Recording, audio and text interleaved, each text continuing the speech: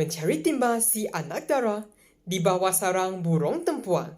Salam sembah pembuka bicara. Selamat petang untuk semua.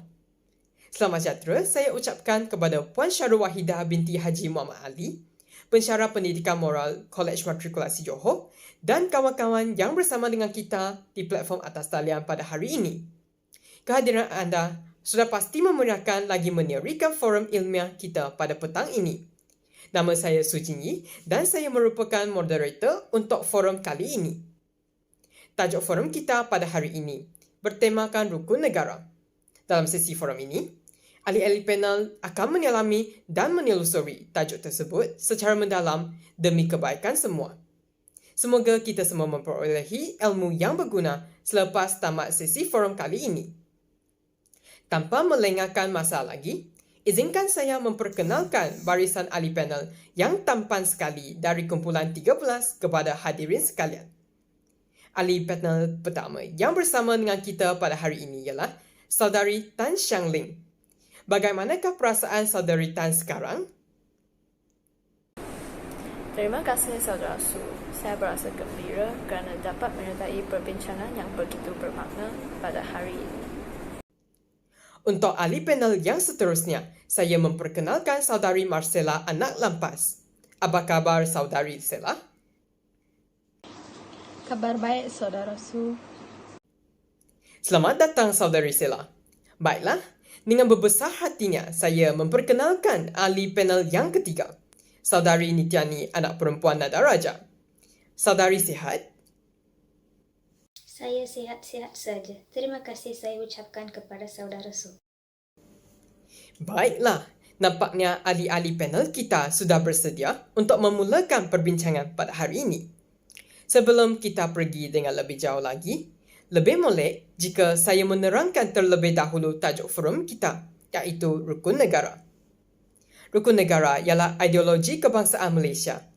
Ia boleh merujuk kepada sama ada seluruh teks deklarasi Rukun Negara ataupun 5 prinsip tersebut sahaja. Rukun negara merupakan satu susunan cara ataupun prinsip kehidupan masyarakat yang mengandungi nilai-nilai kenegaraan dan norma-norma sosial yang meliputi semua aspek kehidupan bernegara. Rukun negara juga adalah satu doktrin untuk mencapai perpaduan kaum demi keharmonian dan kemakmuran negara Malaysia. Apabila tercetusnya peristiwa 16 Mei pada tahun 1969, terbuktinya kaum-kaum di Malaysia masih belum lagi mencapai perpaduan dan kestabilan kaum walaupun sudah berhidup bersama-sama selama beberapa dekad dan mentadbir negara sendiri selama 12 tahun. Oleh itu, rukun negara telah wujud sebagai wadah untuk memupuk perpaduan kaum yang telah hancur berikutan peristiwa tersebut. Walau bagaimanapun, kewujudannya semakin tidak dihargai dan difahami oleh rakyat Malaysia. Forum ini bertujuan memberi pendedahan kepada rakyat Malaysia tentang rukun negara untuk memahami erti sebenar rukun negara. Saya yakin ramai lagi yang kurang jelas tentang latar pembentukan rukun negara. Oleh itu, sekarang saya mempersilakan Saudari Tan untuk memperkenalkan latar belakang pengisytiharan rukun negara. Marilah kita bersama-sama membuka lipatan sejarah dan merenung masa lalu bersama-sama. Terima kasih Saudara Su. Dalam setahun dua ini, kita sering mendengar lagu Rukun Negara berkumandang di media elektronik seperti radio, komputer dan khususnya di kaca televisyen. Sememangnya rukun negara perlu dihayati oleh seluruh lapisan masyarakat pada hari ini. Namun, tahukah kita apakah sebenarnya rukun negara? Apabila soalan tersebut diajukan kepada golongan muda, sudah tentunya mereka akan segera menjawab bahawa rukun negara merangkumi 5 perkara. Sebenarnya rukun negara bukanlah merujuk kepada 5 perkara teras tersebut sahaja, seperti yang dinyanyikan itu atau yang ditontonkan dalam kaca televisyen saban hari. Rukun negara adalah salah satu nilai yang perlu dicapai ataupun yang perlu diketahui oleh semua lapisan masyarakat, sama ada dari golongan muda atau golongan yang tua. Rukun negara adalah satu visi bagi merealisasikan kontrak sosial yang dipersetujui oleh kaum-kaum di Malaysia semasa penggubalan Perlembagaan Persekutuan Tanah Melayu maupun Perlembagaan Persekutuan Malaysia. Mungkin ramai generasi muda yang tidak memahami dengan lebih terperinci apakah itu rukun negara. Jadi, saya ingin menjelaskan serba sedikit tentang rukun negara dari segi latar belakang dan objektifnya. Selepas kita memperoleh kemerdekaan dari Kerajaan Britain, negara kita telah mengalami beberapa kes perbalahan kaum.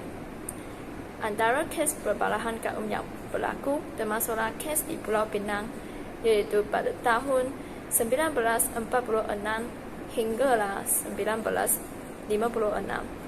Kes di Pulau Pangkor pada tahun 1960, kes di Bukit Mertajam pada tahun 1966, dan kes di Kuala Lumpur iaitu peristiwa 13 Mei 1969.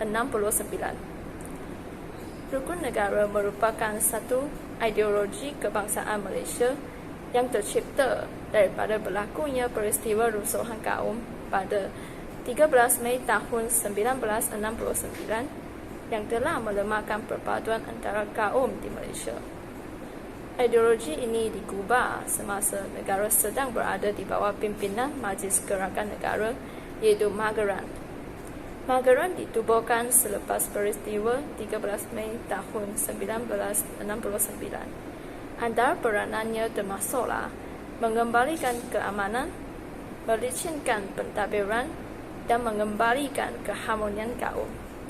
Oleh yang demikian, Magaran yang dipertanggungjawabkan untuk mengambil alih pentadbiran negara telah menubuhkan Majlis Perundingan Negara iaitu MPN untuk membincangkan dan menilai isu perpaduan negara. MPN ditubuhkan oleh pengarah Magaran di bawah Undang-Undang Darurat yang diwatakan pada 29 Januari tahun 1970. Anggota-anggota Majlis Perundangan Negara terdiri daripada seorang pengerusi, 3 orang menteri, wakil-wakil kerajaan negeri dan wakil-wakil daripada tokoh-tokoh agama, badan-badan profesional, perkhidmatan awam, kesatuan sekerja, wartawan, persatuan guru-guru dan wakil-wakil kumpulan kecil.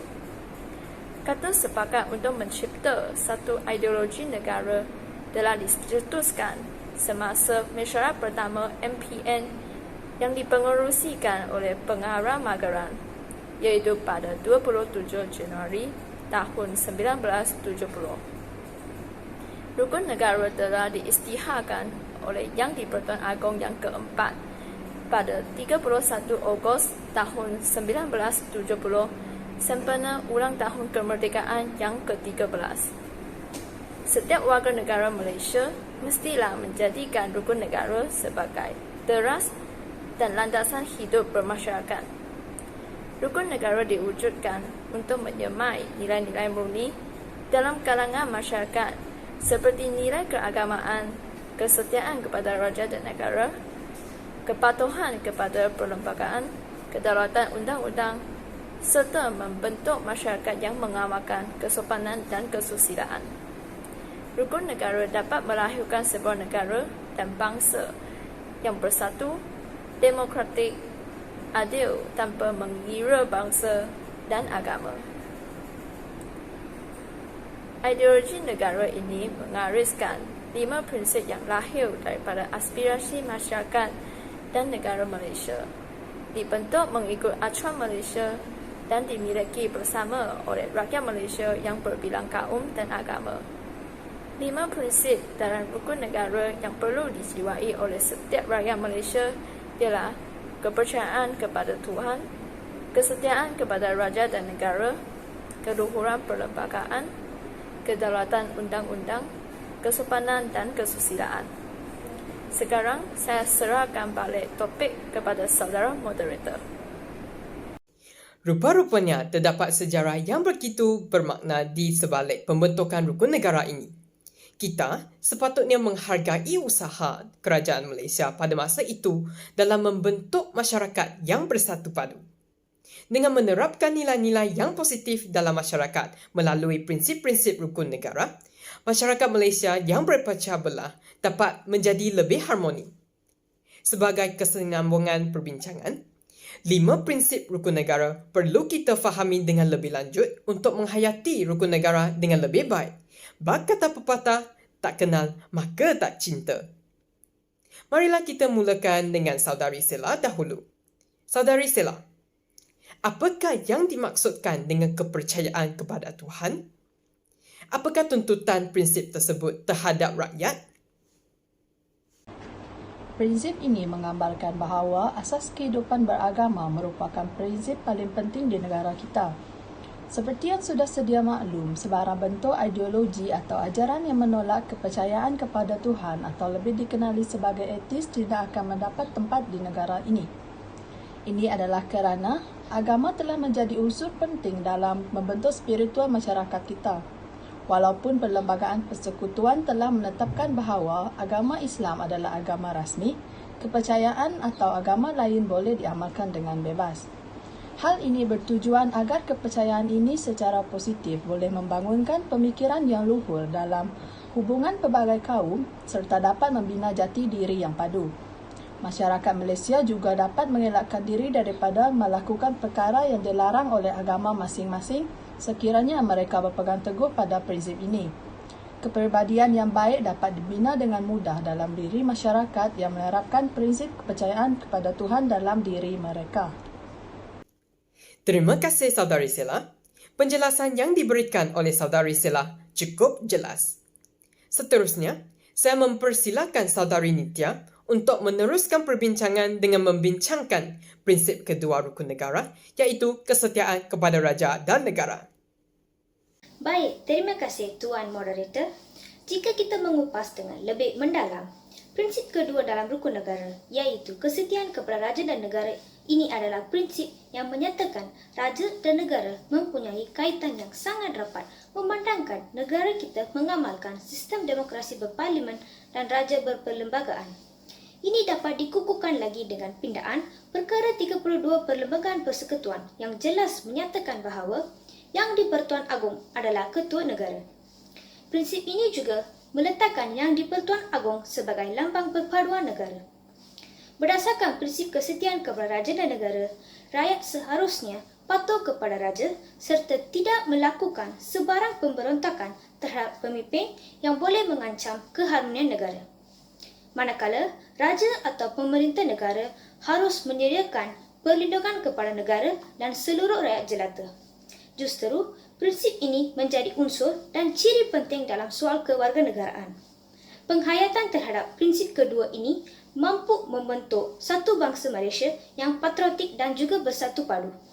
Prinsip ini bertujuan melahirkan rakyat yang bertanggungjawab dan sanggup berkorban untuk negara demi keamanan dan kemajuan negara. Pegangan teguh pada prinsip ini dipercayai dapat melahirkan rakyat yang sanggup menyumbang masa dan tenaga untuk pembangunan masyarakat dan negara. Sikap rendah diri dan memahami akan kepentingan orang lain tanpa perasaan, prejudis dan perkauman yang dibentuk dalam kalangan masyarakat melalui prinsip ini juga dapat membentuk perpaduan dalam masyarakat yang berbilang kaum di negara kita. Itu sahaja daripada saya serahkan balik kepada moderator.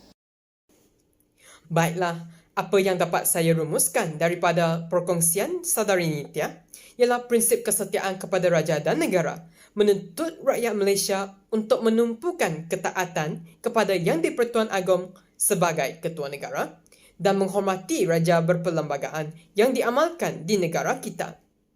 Sebarang sikap yang disyaki menghina raja atau negara seperti mempertikaikan kedudukan Yang di-Pertuan Agong sebagai ketua negara dan membakar jalur gemilang adalah tidak boleh ditoleransi di Malaysia. Seterusnya, kita kembali kepada ahli panel yang pertama, Saudari Tan. Bolehkah kamu menghuraikan prinsip seterusnya dalam rukun negara? Baik moderator, salam buat para hadirin atas talian yang masih bersama dengan kita sekarang. Saya akan menjelaskan prinsip keluhuran perlembagaan sebagai prinsip ketiga yang tersenarai tertera dalam rukun negara. Prinsip ini juga tidak kurang pentingnya. Prinsip tersebut menekankan perlunya rakyat menerima, mematuhi dan mempertahankan keluhuran atau kemuliaan perlembagaan negara. Prinsip keluhuran perlembagaan bermaksud ketinggian dan keagungan undang-undang, di mana perlembagaan menjadi rujukan bagi segala hal yang berkaitan dengan sistem pemerintahan, perundangan, kedudukan, dan hak sosio-ekonomi rakyat. Badan yang dipertanggungjawabkan memelihara keluhuran dan ketinggian perlembagaan ialah Badan Kehakiman. Perlembagaan Malaysia yang juga dikenali sebagai Perlembagaan Persekutuan terletak pada kedudukannya sebagai undang-undang tertinggi dan menjadi sumber kepada semua undang-undang di dalam negara seperti yang disebut dalam Perkara 4/1 Perlembagaan Persekutuan. Lebih-lebih lagi, prinsip ini juga memberi perlindungan kepada setiap rakyat negara ini sebagai hak dan keistimewaan mereka sebagai warga negara. Seperti diketahui, perlembagaan negara telah diubah berasaskan kesepakatan semua kaum dan semua pihak di negara ini. Dalam prinsip ini, tiada individu yang terkecuali daripada mematuhi perlembagaan. Oleh hal yang demikian, prinsip ketiga ini merupakan satu kontrak sosial rakyat yang tidak boleh dipersoalkan dan diganggu-gugat oleh mana-mana individu atau mana-mana pihak. Justru itu, prinsip ini berperanan signifikan dalam memberi jaminan terhadap hak asasi dan keadilan sosial kepada semua kaum di negara untuk memelihara persatuan kaum. Saudara moderator, izinkan saya mengambil alih topik untuk menerangkan prinsip rukun negara yang seterusnya. Baik Saudari Sila, dipersilakan. Seterusnya ialah antara prinsip yang menjadi asas kepada pembentukan sebuah negara yang makmur, iaitu prinsip keempat dalam rukun negara, kedaulatan undang-undang. Keadilan yang diasaskan atas kedaulatan undang-undang menunjukkan bahawa setiap rakyat adalah sama taraf di sisi undang-undang. Terdapat 5 perkara yang mempunyai peruntukan utama dalam perlembagaan negara dan antaranya ialah bahasa, kewarganegaraan, agama, hak asasi serta kedudukan istimewa orang Melayu dan Bumiputera Sabah dan Sarawak yang merupakan antara faktor penting untuk mewujudkan persefahaman ke arah perpaduan nasional. Undang-undang negara yang berasaskan perlembagaan perlu diterima dan dipertahankan kedaulatannya kerana tanpa undang-undang, negara tidak dapat menjamin keselamatan dan kesejahteraan negara serta rakyat. Seterusnya, undang-undang negara kita dijamin oleh institusi kehakiman yang bebas dan berwibawa. Menerusi kewujudan undang-undang, masyarakat dapat menjalin kehidupan dalam suasana yang teratur dan tenteram tanpa membimbangkan tentang soal keselamatan. Hak-hak semua rakyat juga boleh diamalkan dengan bebas dengan syaratnya tidak melanggar undang-undang serta perkara-perkara seperti mana yang telah dijamin oleh perlembagaan negara. Sesiapa yang melanggar undang-undang negara akan dihukum tanpa mengira bangsa dan kaum. Undang-undang yang sedia ada khususnya di Malaysia memang cukup baik dan relevan, meliputi masalah seperti jenayah, penipuan dan sebagainya. Keadaan ini dapat dibuktikan melalui perkara 149 Perlembagaan Persekutuan yang digunakan sekiranya perbuatan subversif, tindakan yang memudaratkan ketenteraman awam dan sebagainya berlaku. Dengan ini, kes-kes jenayah di negara kita berada pada indeks yang rendah berbanding dengan negara-negara lain di rantau ini kerana setiap rakyat Malaysia tertaluk pada pelaksanaan undang-undang yang menjamin kehidupan rakyat, di mana semua anggota masyarakat akan merasa selamat.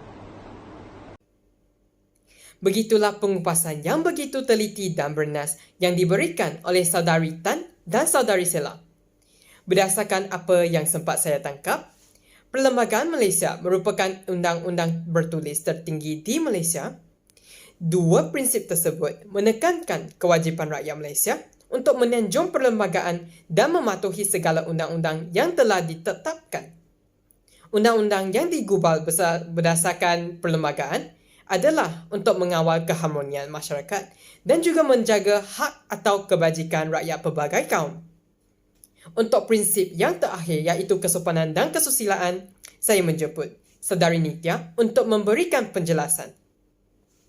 Baiklah, saya akan menjelaskan prinsip kesopanan dan kesusilaan serba sedikit berdasarkan pengetahuan saya. Prinsip kelima rukun negara, iaitu kesopanan dan kesusilaan, menekankan perkembangan personaliti dan tingkah laku masyarakat supaya setiap masyarakat Malaysia sentiasa bertolak ansur, bertimbang rasa dan berkelakuan baik. Prinsip ini ditonjolkan menerusi dua konsep, iaitu kesopanan yang berkisar tentang tingkah laku baik, manakala kesusilaan pula berkaitan dengan akhlak. Prinsip kelima ini bertujuan untuk menjadi panduan supaya perilaku masyarakat sentiasa terpelihara dan berkembang sesuai dengan kepribadian bangsa dan nilai-nilai murni. Dalam konteks ini, setiap warga negara sewajarnya tahu menghormati orang lain dengan mengawal diri daripada membangkitkan persoalan-persoalan sensitif tentang sesuatu kaum berkaitan kewarganegaraan, asal keturunan, bahasa, kebudayaan, serta kepercayaan dan agama yang dianuti. Secara tuntasnya, nilai sopan santun dan tata susila perlu dihayati dan diamalkan oleh masyarakat dalam kehidupan seharian mereka supaya dapat mewujudkan sebuah masyarakat yang berbudi bahasa serta dapat mempertahankan prinsip kebudayaan negara kita. Sekian saja daripada saya. Kembali semula kepada moderator. Baiklah, saya percaya hadirin sekalian kini telah betul-betul memahami dan menghayati 5 prinsip rukun negara setelah mendengar perkongsian para ahli panel sebentar tadi. Pasti persoalan yang sedang bermain-main di minda para hadirin sekalian sekarang ialah mengapa kita perlu memahami prinsip-prinsip tersebut? Kepentingan rukun negara tidak seharusnya diremehkan. Sekarang, saya mengajukan soalan tersebut kepada ahli panel yang kedua. Saudari Sela, apakah kepentingan rukun negara? Terima kasih Saudara Su atas soalan tersebut. Perpaduan yang lebih erat dalam kalangan masyarakat negara kita merupakan sesebuah negara yang paling unik dalam dunia ini kerana negara kita terdiri daripada masyarakat berbilang kaum. Perkara yang mengagumkan negara lain ialah masyarakat berbilang kaum dapat hidup bersama dalam suasana yang aman dan harmoni. Pada pendapat saya, hal ini dapat berlaku kerana rukun negara telah diperkenalkan. Rukun negara diperkenalkan adalah untuk mewujudkan perpaduan yang lebih erat dalam kalangan rakyat. 5 prinsip yang tertera dalam rukun negara secara langsung dapat menyemai benih-benih perpaduan ke dalam jiwa rakyat Malaysia. Hal ini kerana setiap rakyat Malaysia mendukung prinsip dan cita-cita yang sama melalui rukun negara bab peribahasa bersatu kita teguh, bercerai kita roboh. Semangat perpaduan yang amat kukuh dalam kalangan rakyat Malaysia dapat mengelakkan rusuhan kaum seperti sejarah hitam 13 Mei yang berlalu. Sebaliknya, sekiranya kaum-kaum tidak mempunyai persefahaman dan toleransi antara satu sama lain, persengketaan akan dapat dicetuskan dengan mudahnya. Tuntasnya, rakyat Malaysia perlu mendukung prinsip-prinsip rukun negara supaya perpaduan dalam kalangan rakyat dapat dikukuhkan. Seterusnya, kita dapat membina satu masyarakat yang adil di mana kemakmuran negara dapat dinikmati bersama secara adil dan saksama. Sasaran ini dapat tercapai sekiranya setiap rakyat Malaysia berpegang teguh pada prinsip-prinsip rukun negara. Hal ini kerana perpaduan yang kukuh dalam kalangan rakyat dapat melindungi kemakmuran negara kita daripada rusuhan kaum. Malahan, setiap rakyat Malaysia mempunyai satu matlamat yang jelas, iaitu adalah untuk menjadikan negara kita sebagai sebuah negara yang maju, aman dan makmur. Oleh hal yang demikian, setiap rakyat akan bekerja keras untuk meningkatkan pencapaian negara kita dari segi politik, sosial dan ekonomi. Tambahan pula, kemakmuran negara kita dapat dinikmati secara adil dan sesama tanpa mengira kaum. Wawasan Kemakmuran Bersama 2030 yang diwar-warkan sejak kebelakangan ini adalah iktizam untuk menjadikan Malaysia sebagai sebuah negara yang terus membangun secara mampan seiring dengan pengagihan ekonomi yang adil, saksama, inklusif pada semua peringkat kumpulan pendapatan etnik, wilayah dan rantaian bekalan. Iltizam ini akan diteruskan ke arah mengukuhkan kestabilan politik dan meningkatkan kemakmuran negara serta memastikan rakyat bersatu padu tanpa bersangka dengan meraihkan kepelbagaian bangsa dan budaya sebagai asas penyatuan negara. Konklusinya, kita perlulah berpegang teguh kepada prinsip-prinsip rukun negara agar masyarakat yang adil di mana kemakmuran negara dapat dinikmati bersama secara adil dan saksama dapat diwujudkan. Menarik sekali pengupasan yang dibuat oleh Saudari Sela tentang kepentingan rukun negara. Adakah ahli panel kita yang lain ingin memberi pandangan sendiri berkaitan topik tersebut? Saya ingin menambah sedikit ulasan saya berkaitan topik ini. Baik, Saudari Nitya, dipersilakan. Terima kasih, moderator. Saya berpendapat bahawa melalui rukun negara, satu cara hidup yang demokratik dapat dipelihara. Definisi demokrasi ialah suatu bentuk kerajaan di mana kuasa mengubah undang-undang dan struktur kerajaan adalah ditentukan oleh rakyat. Masyarakat Malaysia memelihara cara hidup demokratik iaitu kehidupan yang berbeza dengan tidak melanggar undang-undang dalam perlembagaan persekutuan. Setiap lapisan masyarakat berhak mendapat kebebasan hak asasi, bebas untuk bergerak, bercakap, berhimpun dan sebagainya. Selain itu, kuasa untuk memilih kerajaan yang akan mentadbir negara juga terletak di tangan rakyat di mana proses ini dijalankan melalui pilihan raya. Pihak yang memerintah atau mentadbir negara dipandu oleh perlembagaan yang mewajibkan mereka menjalankan tugas dengan adil dan amanah. Masyarakat demokratik ialah masyarakat yang seia sekata dan bekerjasama demi kepentingan bangsa dan negara. Hal ini telah menunjukkan betapa pentingnya demokrasi terhadap sesebuah negara. Oleh hal yang demikian, setiap rakyat perlu sentiasa menghayati prinsip-prinsip rukun negara bagi memelihara satu cara hidup demokratik. Selain itu, kepentingan lain rukun negara ialah dapat membentuk satu sikap liberal terhadap tradisi kebudayaan yang kaya dan pelbagai corak. Kepelbagaian budaya dan tradisi ialah salah satu kebanggaan negara kita dan secara tidak langsung telah menjadi sumber ekonomi. Hal ini disebabkan kekayaan budaya dan tradisi negara kita telah menarik minat pelancong negara lain untuk melancong di negara kita. Matlamat ini dapat merealisasikan satu sikap yang liberal sekiranya kita saling menghormati kebebasan agama dan kepercayaan kaum lain. Setakat itu sahaja perkongsian saya. Terima kasih kepada Saudari Nitya atas kupasan yang intipatinya amat bernas. Jadi, boleh dirumuskan bahawa rukun negara adalah signifikan dalam membentuk masyarakat yang bersatu padu, yang makmur, demokratik dan juga bertoleransi antara kaum. Menyedari kepentingan-kepentingan tersebut, soalan terakhir daripada saya kepada Saudari Nitya, apakah cara-cara untuk menerapkan prinsip-prinsip rukun negara dalam sanubari rakyat Malaysia? Baiklah, saya akan menjawab soalan tersebut dari perspektif media massa dan juga kerajaan. Dari segi media massa elektronik seperti televisyen dan internet boleh menyiarkan iklan atau program yang memberi kesedaran kepada penonton untuk menghayati prinsip rukun negara.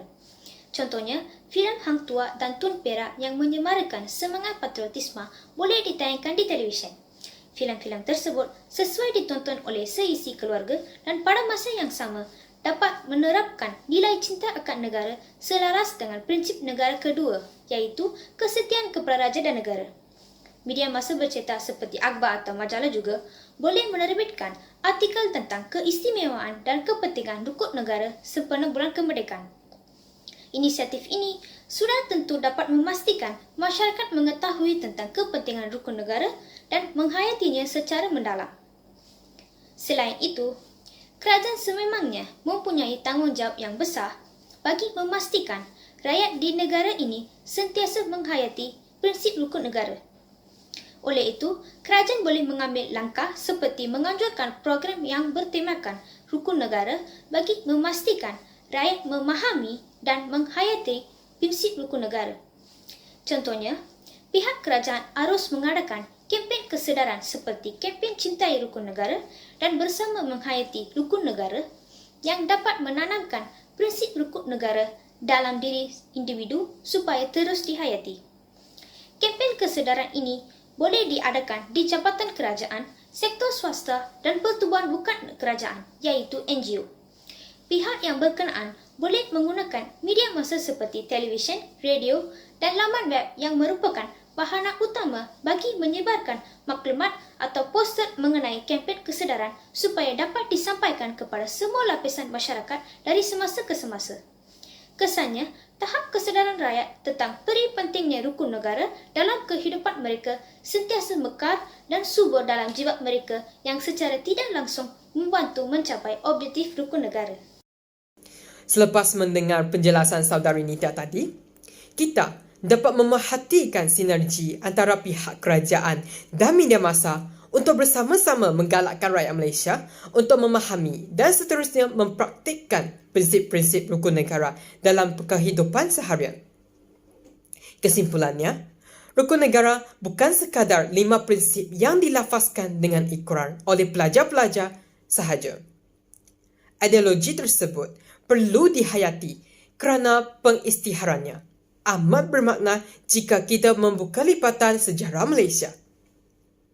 Rakyat Malaysia perlu berpegang teguh dan mengamalkan 5 prinsip tersebut dalam kehidupan seharian bersesuaian dengan peribahasa ala bisa tegal biasa agar menjamin kesejahteraan hidup.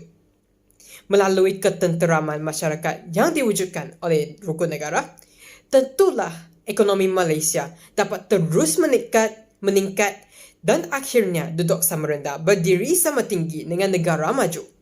Sekarang, forum kita akan diteruskan dengan sesi soal jawab. Jika para hadirin mempunyai apa-apa persoalan, sila menaikkan soalan anda dalam ruang komen. Saya akan membaca soalan di ruang komen agar soalan tersebut dapat dijawab oleh ahli panel yang berpengalaman pada hari ini. Anda juga boleh menghidupkan mikrofon dan terus mengajukan soalan kepada kita.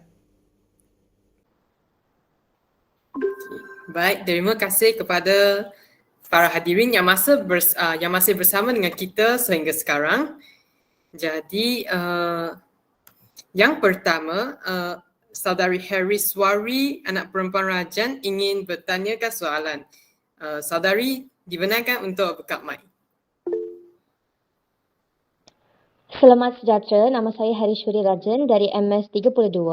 Persoalan saya ialah, bolehkah anda menerangkan cara-cara untuk menghayati rukun negara sebagai anak muda? Terima kasih. Terima kasih kepada saudari Hariswari untuk soalan tersebut. Jadi saya mengajukan soalan tersebut kepada saudari Sela. Saudari Sela dipersilakan. Terima kasih moderator dan kepada Haris yang telah menanyakan soalan. Antara cara untuk menghayati rukun negara yang pertama, seperti yang sudah menjadi kebiasaan, ibu bapa sangat memainkan peranan dalam memastikan anak muda menghayati rukun negara. Ibu bapa bertanggungjawab untuk mendidik anak-anak mereka supaya menghayati dan memahami erti rukun negara. Hal ini agar anak-anak mengetahui tentang prinsip rukun negara dan mesti mengetahui cara untuk menghayatinya. Masyarakat patriotik selalunya bermula dari zaman awal kanak-kanak. Sebagai contoh, ibu bapa boleh memberitahu anak-anak tentang cerita negara Malaysia dan menceritakan tentang rukun negara serta langkah-langkah untuk menghayatinya. Seterusnya adalah melalui pendidikan. Hal ini adalah untuk memastikan warga pendidik, khususnya para pelajar, dapat memahami dan menghormati prinsip rukun negara. Para guru di sekolah juga mesti mengambil berat dan mengajar tentang kebaikan rukun negara dan maksud untuk para pelajar. Itu sahaja. Okay, terima kasih Saudari Sela. Saya rasa penerangan yang diberi oleh Saudari Sela sangat jelas dan kami dapat tengok berapa pentingnya peranan ibu bapa dan juga institusi sekolah dalam menerapkan prinsip-prinsip rukun negara dalam anak-anak muda seperti kami. So, untuk soalan yang seterusnya kami mempersilakan Saudari So Fei Chen.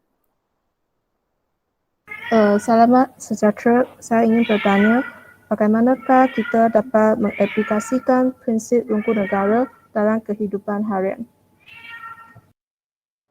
Saya rasa soalan ini sesuai untuk dijawab oleh Saudari Tan. So, saya mengajukan soalan ini kepada Saudari Tan untuk dijawab. Terima kasih moderator dan saudari Sofeton. Pada pendapat saya, untuk mengaplikasikan prinsip rukun negara dalam kehidupan harian, kita dapat mengaplikasikan prinsip rukun negara tersebut sejak kecil lagi. Jadi saya akan memberi satu contoh. Sejak sekolah rendah, kita diajar untuk berdiri tegak semasa menyanyikan lagu negaraku dan juga menyanyikan lagu dengan penuh bersemangat. Kita juga diajar supaya tidak mengubah lirik lagu negaraku sebagai penghormatan kepada negara. Semua yang diajar ini merupakan antara cara untuk mengaplikasikan prinsip rukun negara. Selain itu, kita juga bolehlah sentiasa bersopan santun terhadap orang di sekeliling kita, tak kira yang tua ataupun yang muda. Misalnya, kita perlulah selalu menghormati guru-guru dan ibu bapa serta menyayangi adik-adik kita. Jadi, kita perlulah sentiasa memegang pada cara-cara ini supaya dapat mengaplikasikan prinsip rukun negara dalam kehidupan seharian. Ini saja daripada saya. Sekian, terima kasih. Okay, terima kasih.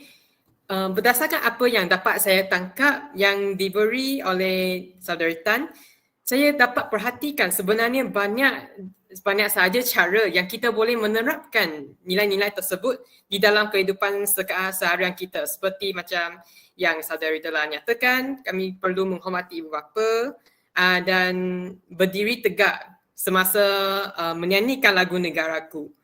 Dan saya rasa kita semua perlu untuk menerapkan prinsip-prinsip tersebut dalam kehidupan kita. Okay. So, di ruang komen ada satu soalan daripada Saudari Ong Enji. Okay. Rukun negara memainkan peranan yang penting dalam mewujudkan perpaduan kaum di negara kita. Namun begitu, mengapakah prinsip rukun negara semakin terpinggir dari kalangan masyarakat? Saya rasa soalan ini sangat bagus. Saya mempersilakan Saudari Nitya untuk menjawab soalan tersebut. Terima kasih atas soalan yang sangat bagus tadi. Pada pendapat saya, antara punca prinsip rukun negara semakin diabaikan dalam kalangan masyarakat ialah disebabkan rakyat kurang memahami sejarah pembentukan rukun negara. Hal ini demikian kerana segelintir masyarakat masih tidak mengetahui bagaimana dan sebab tercetusnya rukun negara dalam negara kita. Oleh itu, mereka kurang memahami fungsi dan kepentingan rukun negara kepada perpaduan rakyat dalam negara yang berbilang kaum ini. Hal ini menyebabkan mereka menganggap rukun negara itu satu retorik yang diturunkan dari satu generasi ke satu generasi, menyebabkan mereka tidak mempunyai rasa sayang dan cinta akan rukun negara. Kesannya mereka mengabaikan prinsip rukun negara yang perlu diamalkan dalam kehidupan seharian mereka serta tidak mengambil usaha untuk mengetahui makna di sebalik setiap prinsip tersebut. Seterusnya ialah pengaruh budaya luar. Budaya luar yang mementingkan nilai-nilai liberalisasi telah semakin menyerap masuk dalam kehidupan masyarakat Malaysia. Contohnya budaya hiburan ala Hollywood yang kebanyakannya bertentangan dengan batas-batas dan norma masyarakat negara ini yang telah mempengaruhi minda generasi muda. Budaya hidup barat yang individualistik juga telah sedikit demi sedikit mengakis budaya tradisi kita yang mementingkan semangat kekitaan dan patriotisme masyarakat Malaysia. Secara tidak langsung, perkara ini telah menghalang penghayatan golongan remaja kepada rukun negara yang amat mustahak untuk ketenteraman negara. Tambahan pula, kurangnya pendarahan terhadap rukun negara juga antara sebab rukun negara semakin dipinggirkan. Pada masa ini, kita hanya sekadar melafazkan prinsip rukun negara tetapi tidak memahami role rukun negara itu sendiri. Sebagai contoh, semasa kita bersekolah, kita hanya akan melafazkan rukun negara semasa perhimpunan tetapi tidak pernah digalakkan oleh guru-guru untuk mempraktikkan prinsip-prinsip tersebut dalam kehidupan seharian kita. Selain itu, aktiviti promosi tentang penghayatan rukun negara juga kurang dilakukan oleh pelbagai pihak. Misalnya, pihak kerajaan kurang mewujudkan persekitaran yang boleh mendorong ke arah penghayatan prinsip rukun negara. Selain itu, pihak media massa juga jarang menyebarkan maklumat yang menjurus ke arah menggalakkan masyarakat terhadap penghayatan rukun negara. Itu sahaja daripada saya. Terima kasih. Saya setuju dan suka dengan penerangan yang diberi oleh Saudari Nitya. Saya harap dia menjelaskan pertanyaan oleh Saudari Eng. Dan berkaitan dengan pengaruh budaya luar, saya pun rasa kemajuan teknologi pada zaman sekarang juga ialah satu pendorongan untuk remaja tidak menghiraukan rukun negara ini sebab melalui gadget yang mereka ada sekarang, mereka senang terpengaruh dengan unsur-unsur luar di situ. So, ada tak lagi persoalan ataupun yang belum dijawab oleh kita?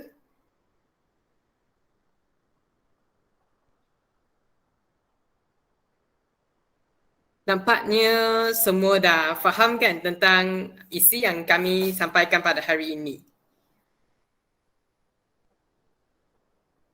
Baik.